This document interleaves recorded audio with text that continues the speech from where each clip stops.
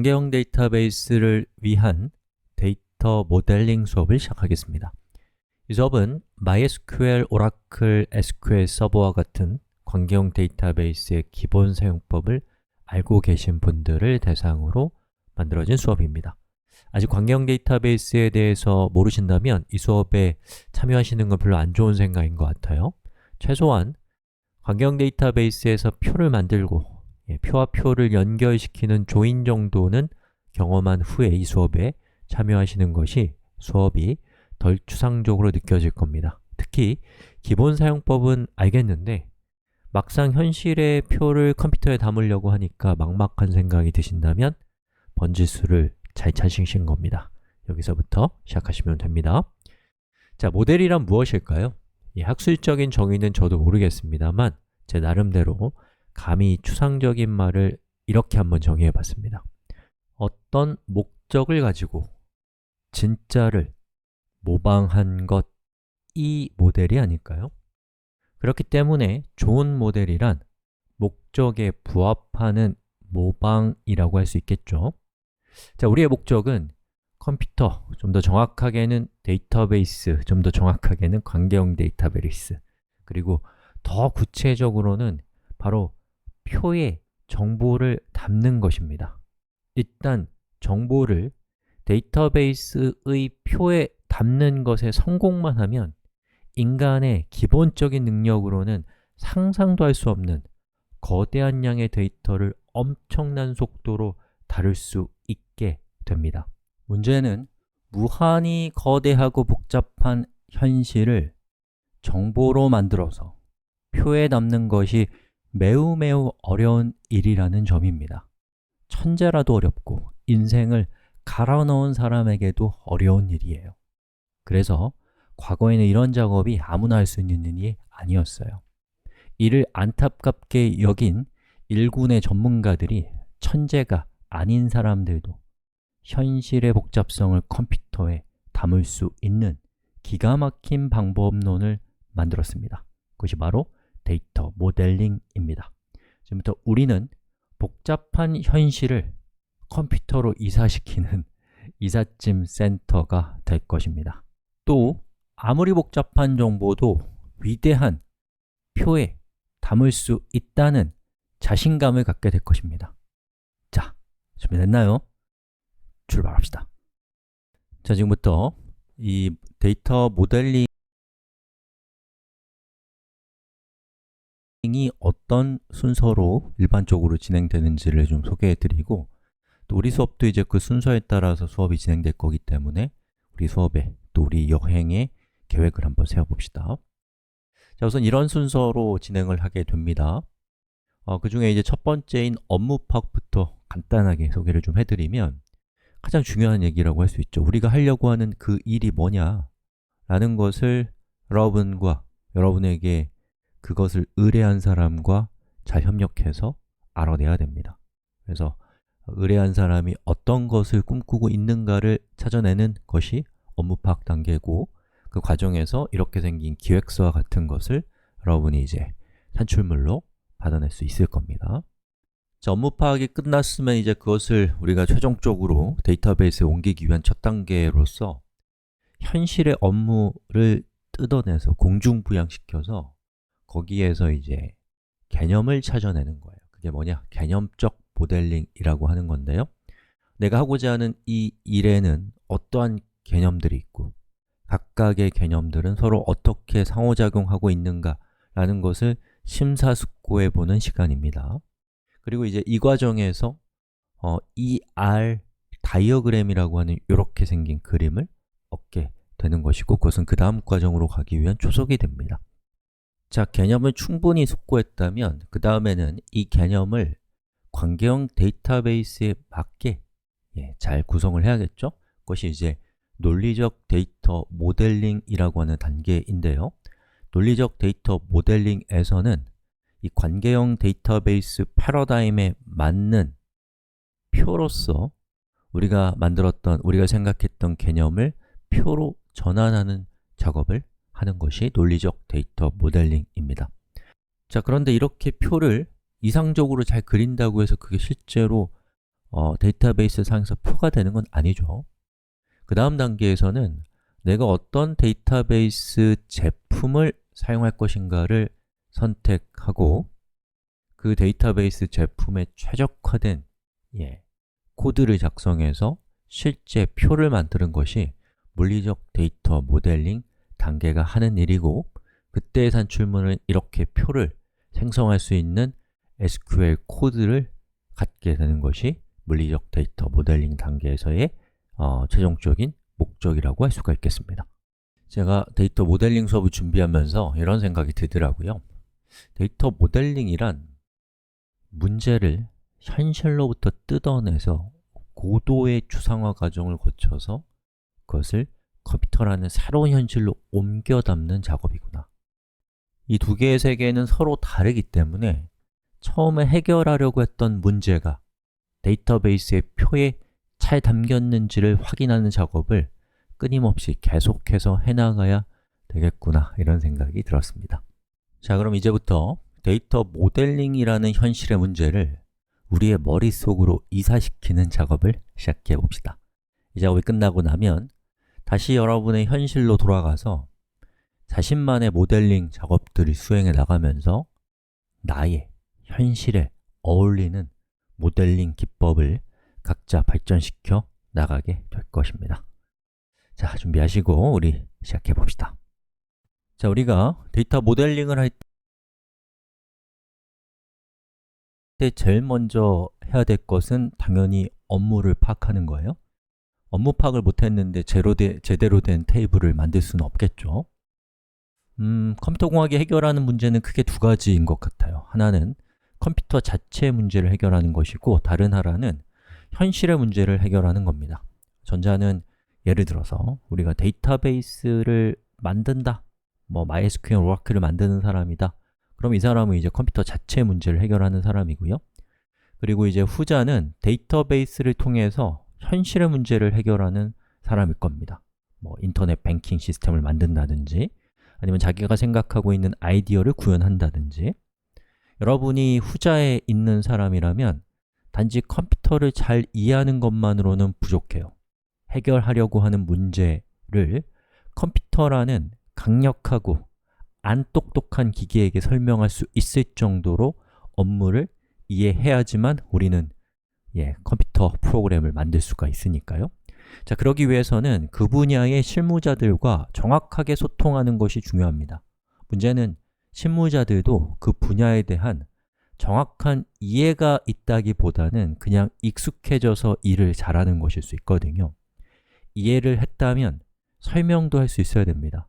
하지만 일은 잘하지만 설명은 못한다면 그것은 이해를 하기도 전에 익숙해져 버리고 덮어버린 거예요. 제가 생각하기에는 그게 나쁜 게 아니고요. 실제로 우리는 그렇게 일에 익숙해지잖아요. 그런데 이제 문제는 익숙함만으로는 컴퓨터를 다룰 수 없다는 거죠. 컴퓨터는 하나하나 컴퓨터가 해야 될 일을 정확하게 이해해 줘야 동작하는 기계니까요. 익숙해진 사람으로부터 필요한 정보를 끌어내기 위해서는 정말 많은 노하우와 노력이 필요한데 우리 소프트웨어 엔지니어가 공부를 멀리할 수 없고 또 인간관계를 또 등한시할 수 없는 이유기도 한 거죠. 저희 경우는 업무 파악을 할 때 많이 사용하는 방법이 있어요. 뭐냐면 UI를 같이 그려보는 겁니다. UI는 유저 인터페이스라는 뜻으로 사용자가 기계를 작동할 때 사용하는 여러 조작 장치들을 UI라고 부릅니다. 우리가 꿈꾸는 애플리케이션은 어떤 UI를 갖게 될 것인가를 이 일을 의뢰한 사람과 함께 그려보는 과정에서 원하는 것을 분명히 할 수 있거든요.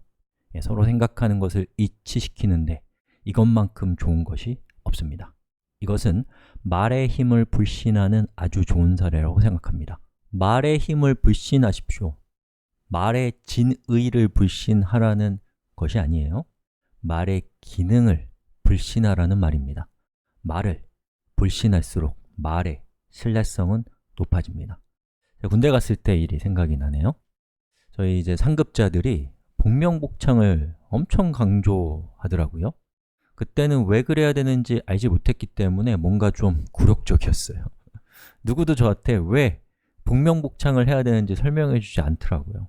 단지 군기를 증명하는 역할밖에는 없어 보였습니다.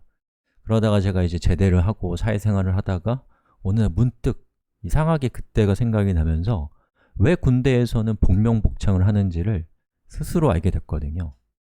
제가 생각하기에 복명복창은 대표적인 불신의 기술이었습니다. 내가 한 말을 상대가 잘 이해했는지를 크로스 체크하는 거죠. 훨씬 정확하게 서로의 생각을 동기화하고 확인할 수 있습니다. 업무 파악이 잘 안 되면 뒤는 볼 것도 없죠. 자, 우리 시간이 좀 많이 됐기 때문에 이번 시간에 말을 불신하면 좋겠습니다 라는 얘기는 여기까지 하고요. 우리 다음 시간에 말을 불신해서 말의 신뢰성을 높이는 테크닉인 기획서를 한번 만들어 보면서 우리 수업에서 사용할 예제를 같이 동기화시키는 시간을 가져보도록 하겠습니다. 자, 그러면 지금부터 우리 기획서를 한번 만들어 볼 건데요. 여러분은 종이를 꺼내세요. 그리고 저는 조금 전문화된 도구를 사용을 할 건데 우리 수업은 기획 수업이 아니고 이 도구 수업도 아닙니다. 그렇기 때문에 제가 이 툴에 대해서는 자세하게 설명드리진 않을 겁니다. 이런 게 있다 정도만 기억하셨다가 나중에 필요할 때 쓰시면 되겠죠. 지금은 여러분이 빨리 앞으로 나가려면 여기서 시간을 더 쓰시면 안 됩니다. 자, 오븐 앱이라고 검색하면 카카오에서 만든 아주 좋은 도구가 있어요. 이 도구에서 제가 새로운 프로젝트를 만들어 볼 겁니다. 프로젝트 이름은 오튜라고 이렇게 하겠습니다. 그리고 적당한 사이즈를 이렇게 지정을 하고 그리고 새로운 프로젝트 만들기를 해서 오튜라고 하는 프로젝트를 이렇게 만들었습니다. 자, 이 프로젝트는 사람들에게 어떤 지식을 전달하는 일종의 매뉴얼 사이트를 만드는 건데요. 일단 저는 UI는 이렇게 됐으면 좋겠어요. 화면을 이렇게 크게 이렇게 자르고 세로선을 하나 이렇게 자릅니다. 그리고 이 왼쪽에는 글 목록이 나왔으면 좋겠습니다. 이렇게 수업의 목록이겠죠? 이렇게 이제 글 목록을 왼쪽에 표현하고 거기 있는 각각의 글 목록을 클릭하면 오른쪽에 본문이 나오는 부분에 이렇게 큰 제목이 나오고 그리고 아래쪽에는 문장이 나오는 간단한 웹 애플리케이션을 만들겠다라는 목표가 있는 거예요. 자, 그리고 이제 그 웹 애플리케이션의 요 큰 제목이 또 필요할 테니까 요 위에는 이렇게 되는 거죠. 자, 그리고 요 각각의 글은 언제 썼는지, 누가 썼는지 이런 정보들이 있으면 좋겠어요. 그럼 여기에다가 누가 썼는지 하는데 우리가 만들려는 애플리케이션은 저자가 여러 명이 동시에 편집할 수 있는 공동 집필진 기능이 있다 치면 예를 들면 김과 리라는 두 명이 작성을 했다. 그럼 이렇게 나오는 거고 그 옆에는 이제 언제 작성했는지 2019년 자, 그 다음에 우리는 또 뭘 하고 싶냐면 이 애플리케이션에서 댓글도 기능도 구현을 하고 싶다. 자, 그럼 이렇게 본문을 적고요. 누가 적었는지 팍이라고 하고 언제 적었는지 2019년 6월 7일에 6월 8일에 적었다. 뭐 이런 식으로 이제 댓글을 작성을 할 수도 있게 이렇게 하는 거죠. 자, 그 다음에 여기에 이제 저자에 대한 프로필을 보여주는 마우스를 올려놓으면 이렇게 그 사람이 누군지, 어떤 사람인지 소개해주는 간단한 기능이 있고 그래서 이제 여기까지는 우리가 읽기 관련된 기능이었는데 쓰기 기능을 조금만 더 추가를 해볼까요? 댓글을 추가할 수 있는 기능이 필요할 것 같아서 여기 있는 이 부분을 이렇게 밑으로 내리고요. 이런 식으로 이제 버튼들을 만들었습니다. 그 다음에 이제 글 작성을 클릭했을 때 만들 화면도 한번 기획을 해볼까요? 복제해서 여기는 이제 글 작성 페이지에서는 이런 것들 다 필요 없죠? 그래서 싹 지우고 필요한 정보, 필요한 기능은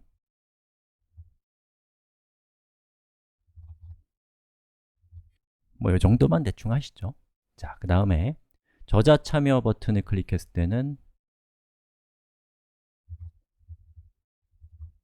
이렇게 되면 되겠죠. 물론 뭐 여기서 더 자세히 들어갈 수도 있겠지만 우리 수업은 기획 수업도 아니고 웹 애플리케이션을 만드는 수업도 아닙니다. 그냥 제가 여러분들한테 보여드리고 싶은 것은 앞으로 우리가 사용하게 될 예제가 무엇인가 라는 것을 우리가 서로 명확하게 이해하기 위해서 보여드린 화면이에요. 어때요? 이렇게 보니까 여러분과 제가 생각하는 게 훨씬 더 동기화가 된 게 느껴지시죠? 예, 여러분도 현업에서 이런 작업들을 하기 전에 최대한 그 의사결정자들 또 이해 당사자들이 모여서 자주 또 명확하게 그리고 서로 대화를 주고받으면서 커뮤니케이션을 하시면 덜 불행한 미래가 기다리고 있지 않을까라는 생각이 듭니다. 자, 우리 업무 파악에 대한 얘기는 여기까지 하고요. 다음 시간에 이제 뭐예요? 다음에 해야 될 건 개념적 데이터 모델링으로 쓱 넘어갑시다. 지금부터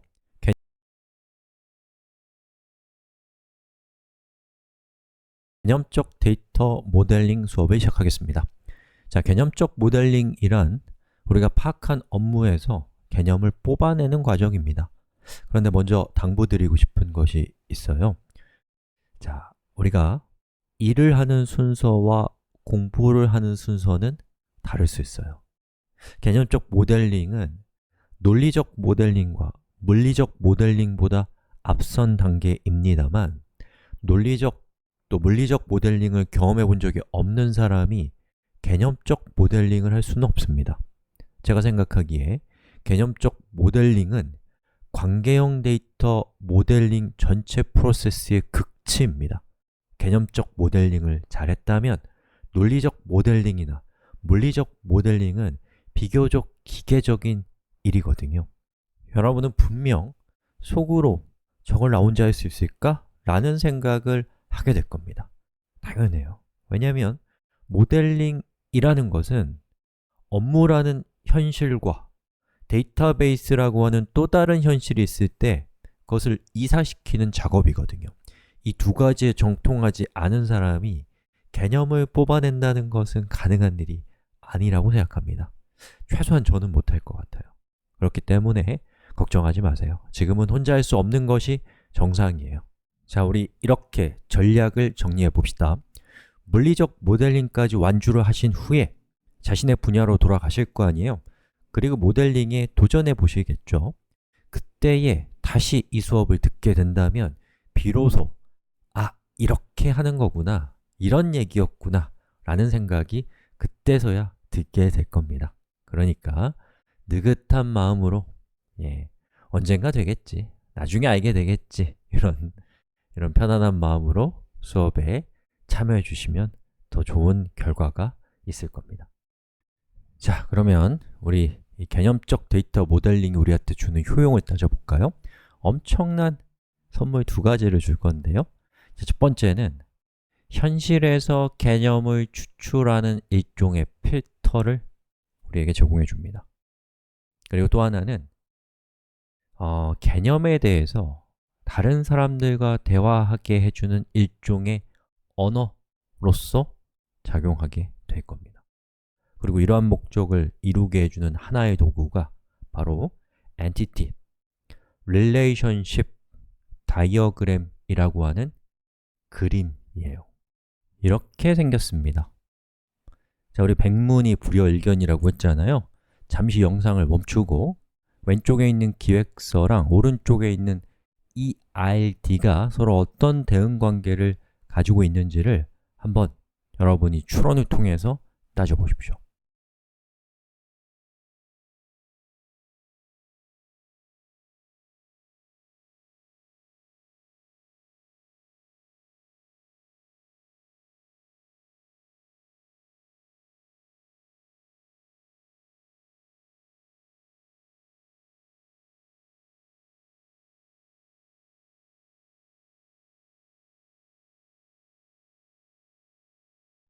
자, 따져보셨나요?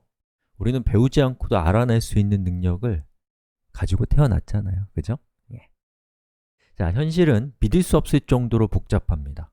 작은 세포 하나 안에도 무한히 많은 일이 일어나고 있을 테니 말 다 한 거죠. 이렇게 지옥 같은 현실에서 개념을 뽑아내는 것은 무척이나 어려운 일이에요. 그렇다면 만약에 현실을 간단하게 바라볼 수 있는 파인더와 같은 것이 우리에게 있다면 얼마나 도움이 될까요? EID는 현실을 세 개의 관점으로 바라볼 수 있는 파인더를 우리에게 제공해 줍니다. 첫 번째는 정보예요. 정보를 발견하고 그것을 다른 사람들에게 표현할 수 있게 도와줍니다. 두 번째는 서로 연관된 정보를 그룹핑해서 인식하고 이것을 다른 사람들에게 표현할 수 있게 해줍니다. 세 번째는 정보 그룹 사이의 관계를 인식하고 그것을 다른 사람에게 표현할 수 있게 해줍니다. 현실로부터 개념을 인식하는 도구이면서 그것을 다른 사람도 알아볼 수 있게 표현하는 도구가 바로 Entity, Relationship Diagram입니다.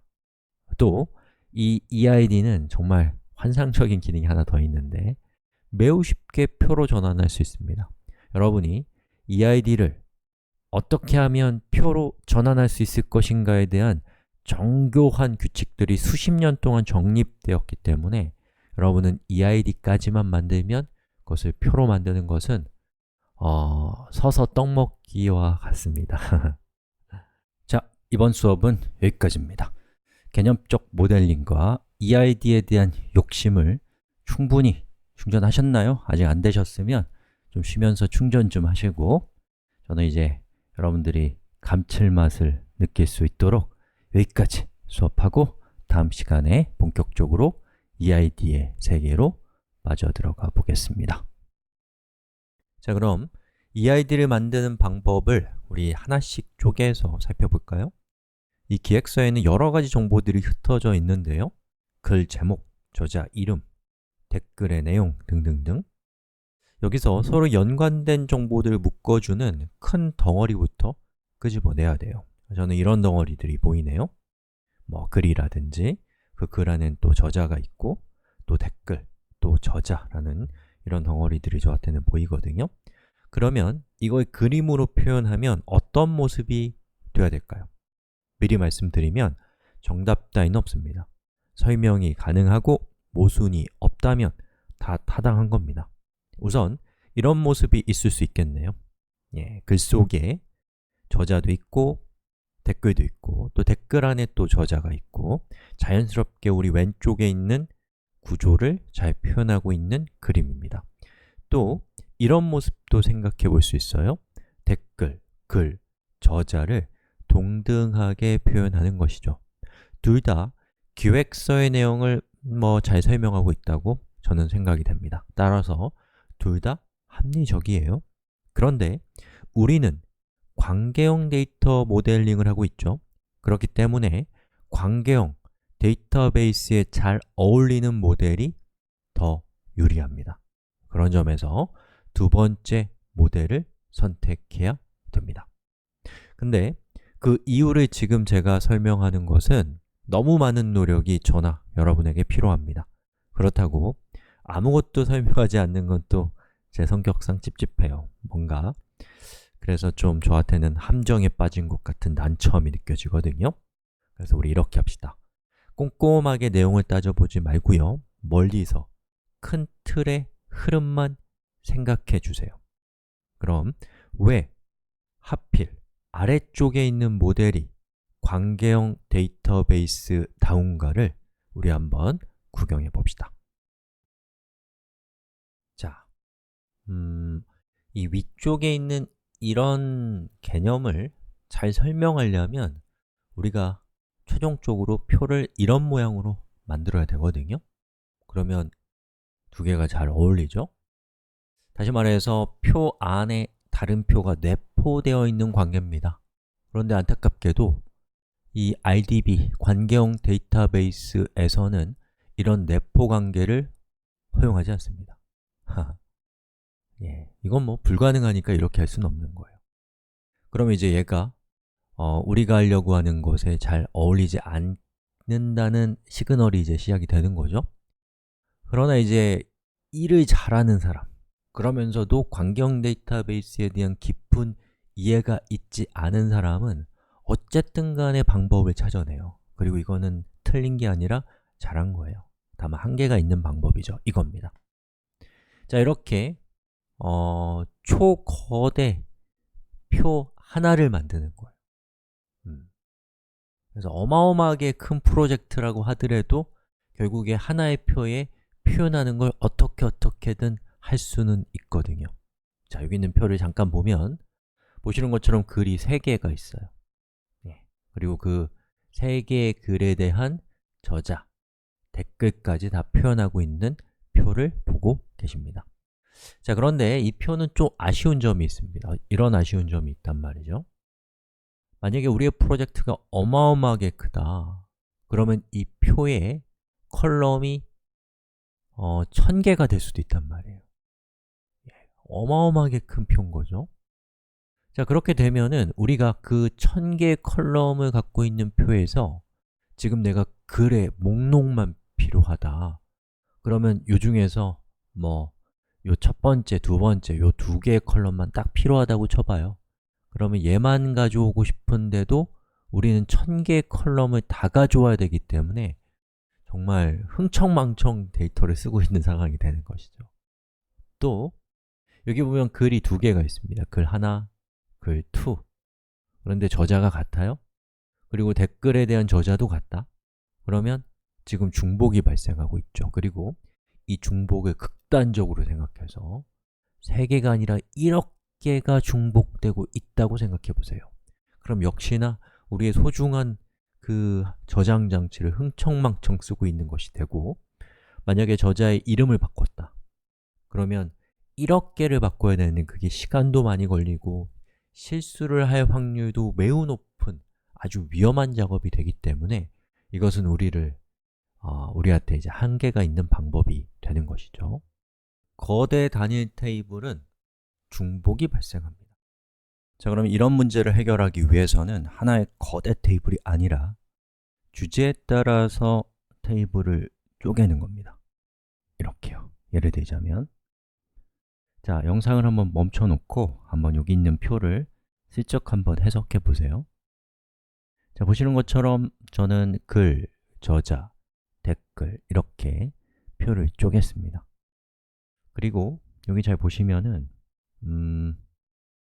여기 저자 아이디가 1번이죠. 그리고 여기 글이 3개가 있는데 글 3개 모두 저자 아이디가 1번이라고 적혀 있는 것은 글 3개 모두 저자 아이디 1번인 이 사람이 작성한 글이다 라는 그런 뜻인 거예요. 모두가 이렇게 가리키는 거죠. 그리고 댓글도 마찬가지로 여기 있는 아이디 값이 둘 다 1이면 이 1번 모두가, 자, 첫 번째, 두 번째 댓글 모두가 1번 사람이 작성한 글이다. 그리고 여기 있는 2번은 다른 사람이 작성한 글이다 라는 그런 뜻인 거예요. 자, 이렇게 우리가 표를 쪼개게 되면 첫 번째로 좋은 것은 일단은 주제에 따라서 그 속성들, 주제에 따라서 데이터를 그룹핑할 수 있다. 진짜 가장 중요한 의미죠. 자, 그 다음에 두 번째로는 이렇게 쪼개놨기 때문에 우리가 만약에 글에 대한 정보만 필요하다, 그러면 글을 담고 있는 표만을 조회하는 걸 통해서 컴퓨터의 자원을 아낄 수 있다는 겁니다. 그리고 또 하나, 뭐 잘 아실 수도 있겠지만 무엇보다도 중요한 특징 중에 하나는 바로 조인입니다. 우리가 글과 저자 이렇게 따로따로 들어가는 것이 아니라 이 글은 저자 누가 작성했는가, 그 저자의 이름, 그 저자에 대한 소개, 이런 것까지 포함됐으면 좋겠다 라고 한다면 이런 식의 정보가 필요하겠죠. 그럼 이런 정보를 우리가 관계형 데이터베이스에서는 이런 식의 조인이라고 하는 메커니즘을 통해서, 방법을 통해서 언제든지 필요할 때마다 순간순간 합성해낼 수가 있기 때문에 우리는 이 위쪽에 있는 이렇게 포함관계의 포함관계가 아니라 이 아래쪽에 있는 좀 더 평면적인 관계로 개념을 뽑아내는 것이 우리가 하려고 하는 관계형 데이터베이스에 더 어울리는 방식입니다 라고 말씀드리고 이번 시간은 여기까지 하겠습니다.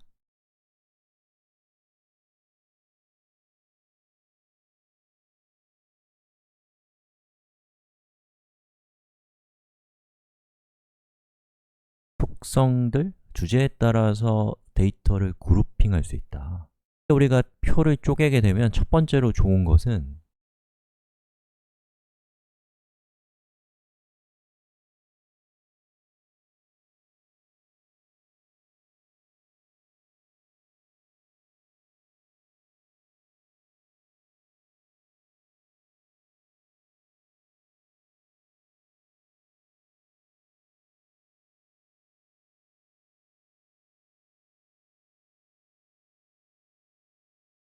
자, 우리 이전 시간에 이런 내용을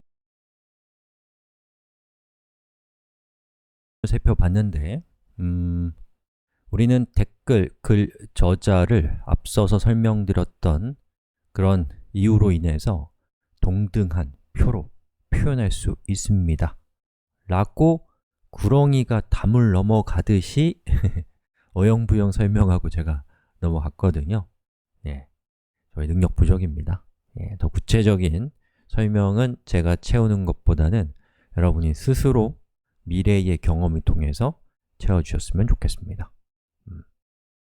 자, 이렇게 찾아낸 개념을 개념적 모델링 또는 ERD에서는 entity라고 부릅니다. 또 entity는 후에 테이블로 전환되게 될 것입니다. 자, entity 중에 우리 글만 놓고서 또 얘기를 조금 진행해 볼까요? 자, 글이라는 entity는 실제 데이터가 아니에요. 구체적인 데이터는 제목, 생성일, 또 본문, 이러한 것들에 담겨 있죠. 바로 이러한 것들 중에서 이것을 그룹핑한 것이 여기에서는 글이라는 엔티티인 것이죠. 이렇게 그룹핑 되어 있는 거예요. 이렇게 구체적인 데이터를 영어로는 attribute, 한국어로는 속성이라고 합니다. 이것은 후에 표의 컬럼이 됩니다. 그런데 좀 의아할 만한 부분이 있죠. 왜 여기에 있는 저자의 이름, 또 댓글 이러한 것들은 글의 속성이 되지 않는가? 이거 우리가 이전에 살펴봤던 것과 동일한 내용이지만 한 번만 더 말씀을 드립니다. 만약 저자의 이름만 우리 시스템에 필요하다면 저자의 이름은 속성이 되면 돼요. 하지만 저자 이름뿐만 아니라 이 저자에 대한 자기소개, 가입일과 같은 정보가 필요하다면 저자는 이름, 소개, 가입일과 같은 속성을 포함하는 엔티티가 되는 거예요. 우리 비유 한번 해볼까요? 엔티티를 디렉토리, 그리고 attribute를 파일이라고 한번 비유해 보면 엔티티란 파일만 담을 수 있고 자식 디렉토리는 담을 수 없는 제한적인 디렉토리다. 다른 디렉토리를 품을 수 없는 평면적인 디렉토리다 라고 생각해 보셔도 좋을 것 같다고 어영부영 설명하고 쓱 넘어가겠습니다. 자, 우리 이번에는 관계에 대한 얘기를 좀 해볼까요? 엔티티들 간의 관계입니다. 자, 저자와 글과 댓글은 서로 복잡 미묘한 관계를 가지고 있습니다. 한번 따져볼까요? 글과 저자는 서로 쓴다 라는 관계를 가지고 있습니다. 글과 댓글은 어때요? 서로 소속 관계를 가지고 있고요. 또 댓글은 저자와 글을 쓴다 라는 관계를 가지고 있습니다. 이렇게 연관성을 표현해 준 것을 relation, 즉 관계라고 표현하고요. 그리고 우리가 나중에 논리적 데이터 모델링으로 가게 되면 표에서는 기본키, 또 외래키라는 형태로 이 관계가 표현되게 됩니다. 그리고 이렇게 표현된, 이렇게 저장된 데이터를 기반으로 우리가 조인을 통해서 동적으로 이 테이블들을 연결하게 될 거예요. 기타 복잡한 얘기들은 우리 실습에서 살펴보면 좋을 것 같습니다. 자, 정리합시다. 개념적 데이터 모델링은 개념에 집중하고 데이터베이스 패러다임으로부터 거리를 두고 있기 때문에 용어가 실제 데이터베이스 제품들과는 달라요. 각각의 용어가 나중에 무엇이 될지를 정리하고 이번 영상은 마무리를 하도록 하겠습니다. 자, 우선 entity라는 것은 테이블이 될 거예요. 자, attribute라고 하는 것은 컬럼이 될 거예요. relation은 pk, primary key, fk, foreign key가 될 겁니다. 그리고 그 다이어그램상에서는 표현되지 않지만 뭐 이런 설계 같은 걸 할 때 당연히 자주 얘기 나오는 표현이 행에 대한 얘기겠죠. 행을 tuple이라고 부릅니다. 여기까지 하겠습니다. 자, 지금까지 ER 다이어그램의 요모조모를 살펴봤는데요. 이제 우리 그림을 그려봐야겠죠. 자, 그림을 그리기 앞서서 뭐 이런 얘기 조금만 하고 바로 시작할게요. 자, 저는 애플리케이션을 하나의 건물이라고 한번 비유를 한번 해볼게요. 그렇다면 UI는 옥상이고 또 데이터베이스는 지하라고 이야기하고 싶습니다. 자, UI와 이 데이터베이스 사이의 일을 원인과 결과의 관점에서 한번 생각해 볼까요? 자, 정보를 입력하는 UI가 원인이 되어서 데이터베이스의 데이터를 변경하는 결과를 낳습니다. 또 데이터라는 원인에 의해서 UI의 내용이 표시되는 결과를 낳죠.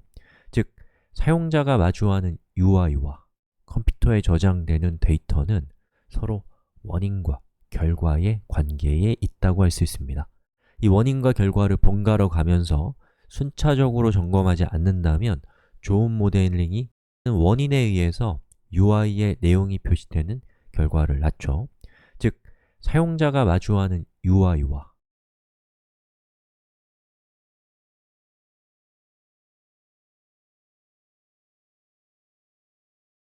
컴퓨터에 저장되는 데이터는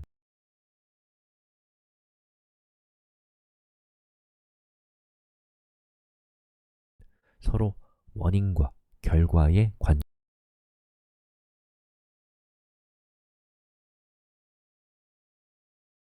관계에 있다고 할 수 있습니다. 이 원인과 결과를 번갈아 가면서 순차적으로 점검하지 않는다면 좋은 모델링이 나오기 어려울 겁니다. 그런 점에서 기획자와 구현자가 다르다면 데이터 모델링까지는 최소한 함께 동행하는 것이 이상적이라고 생각합니다. 데이터 모델링은 기획에, 또 기획은 데이터 모델링에게 놓치면 안 되는 중요한 틈을 보여주는 것 같거든요. 자, 우선 기획서를 봅시다. 제일 먼저 해야 할 일은 기획서에서 entity를 찾아내는 것입니다. 막막하죠? 그런데 말입니다. 사람은 본능적으로 연관된 데이터들을 그룹핑하는 탁월한 능력을 가지고 태어난다고 저는 믿거든요. 우리가 의식적으로 하려면 잘 안 되지만 무의식적으로 이미 하고 있는 거라는 얘기를 하고 싶어요. 자, 그러면 이건 저의 요령인데 읽기에서는 그것을 찾아내기가 어렵습니다. 하지만 쓰기 화면을 한번 볼까요? 자, 쓰기 화면을 보면은 저장이 이렇게 생겼고요.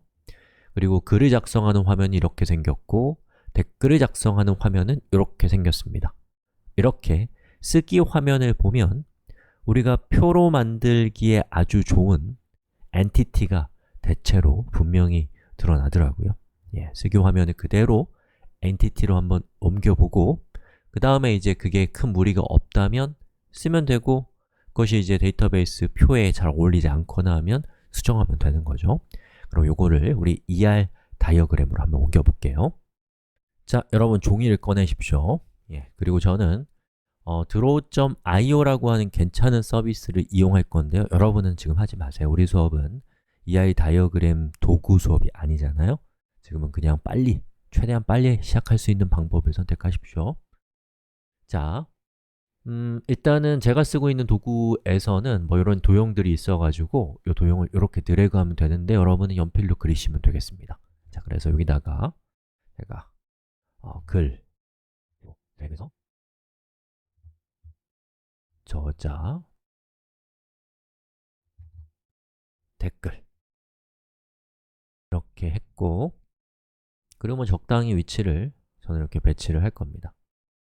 이렇게 일단은 삼자관계로 이렇게 해놓을게요. 그러면 이제 엔티티를 만든 겁니다. 자, 그러면 엔티티 추출하는 것까지 여기까지 했으니까 우리 다음 시간에는 뭐 해야 돼요? 엔티티에다가 이 필요한 속성들을 정의해 보는 걸 다음 시간에 해보겠습니다.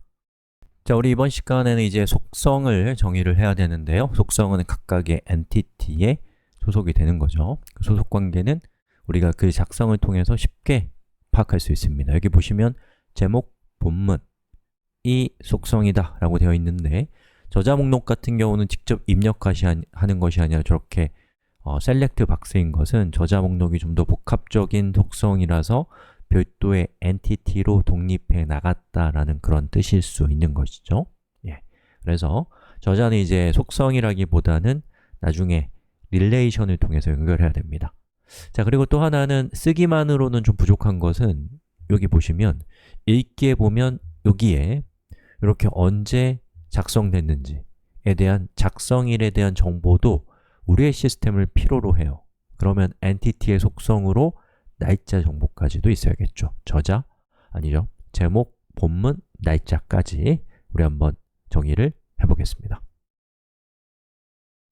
자, ER 다이어그램에서 속성은 원을 사용합니다. 그래서 저는 원을 하나 만들었고 이 원이 좀 크기 때문에 조금 크기를 조정을 한 다음에 지금 제가 필요한 속성이 3개거든요. 카피를 3개를 하겠습니다. 3개를 했고요. 각각의 적당한 이름을 붙일게요. 그리고 배치를 좀 하겠습니다. 그 다음에 여기 있는 이 속성들이 서로 같은 엔티티의 식구들이라는 것을 보여주기 위해서 그 연결을 시켜야 되는데 제가 쓰고 있는 도구에서는 이렇게 적당한 사이드를 선택해서 드래그하면 한 번에 쉽게 연결할 수 있는 아주 신통한 기능을 가지고 있어요. 뭐 이 정도면 될 것 같아요. 자, 그 다음에 이제 저자에 대한 정보는 이제 우리 시스템은 이름과 자기소개가 필요한데 또 시스템을 보니까 이렇게 가입일도 필요로 하네요. 그럼 가입일 정보까지 같이 해서 후다닥 추가를 해보겠습니다. 자, 이렇게 그 속성의 이름을 정했고 연결을 시켜볼게요. 됐습니다. 자, 그 다음에 이제 댓글을 작성하는 부분을 이제 볼 건데요. 댓글은 제목이 필요 없죠. 내용이 있고, 여기 제가 잘못했네요. 앞에 있는 수업도 다 망가졌겠는데요. 여기다 이제 그 작성한 사람의 작성자 명을 이렇게 적으면 되는데 만약에 우리가 그냥 사용자 이름을 익명이라기보다는 로그인 같은 거 필요 없이 그냥 받는다. 그럼 이렇게 하면 되겠지만 우리가 기존에 가입되어 있는 저자들만이 댓글을 작성할 수 있게 하고 싶다. 그러면 이제 얘는 또 어떤 식으로 해야 돼요? 우리 이전에 글 작성할 때 썼던 이런 그 셀렉트 박스로 바꾸는 게 맞겠죠. 자, 이렇게 바꿨습니다. 이렇게 보시는 것처럼 우리가 그 모델링을 하게 되면은 모델링이 UI를 검증하는 또 UI가 모델링을 검증하는 이 교차 검증이 가능하기 때문에 이 두 가지를 같이 번갈아 가면서 살펴보는 것이 굉장히 유익합니다. 그래서 기획서를 만드는 선수와 모델링을 하는 선수가 같이 한 사람이면 좋겠지만 한 사람이 아니라 이제 서로 역할이 다르다면 같이 머리를 맞대고 상대 쪽에 대한 적당한 그 지식과 경험을 가지고 서로 간에 이 도움을 주고받으면서 하면 훨씬 더 결과가 좋지 않을까요? 자, 이렇게 해서 우리 한번 또 표를 EID 다이어그램을 만들어 봅시다. 본문과 작성일에 대한 정보를 속성을 추가하겠습니다.